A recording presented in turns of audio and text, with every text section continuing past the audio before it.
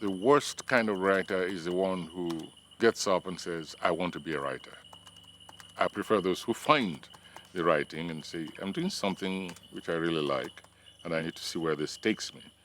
But I met lots of people who, they have this picture of the glamorous picture of the writer.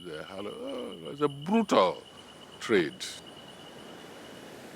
We go cloud busting, Billy and me down at the beach, belly up to the big sky.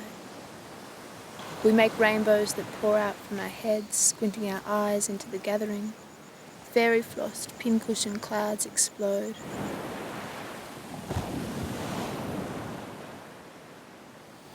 I like song and poetry.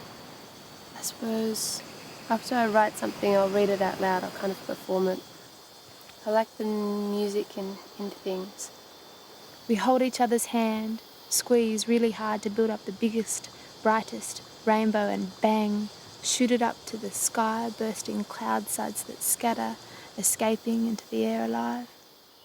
The quality of her writing, her eye for the minutiae of life, which is what fleshes out both place and persona, and ultimately even guides the reader's entry into action. She's gifted.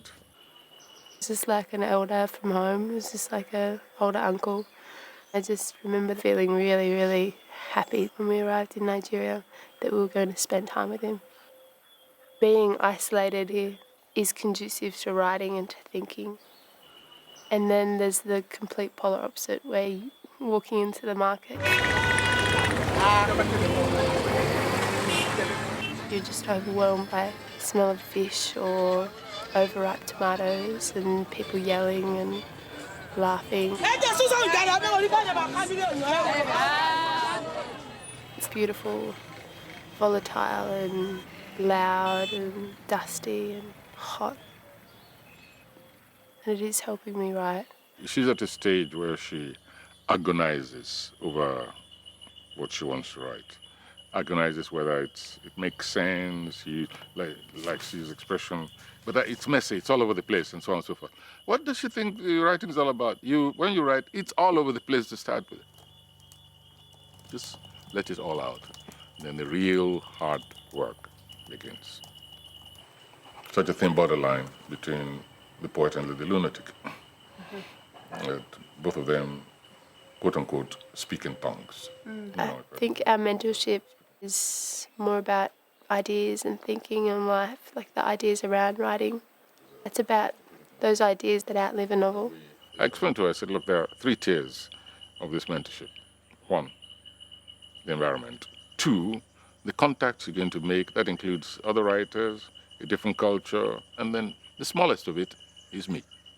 So take it in that order.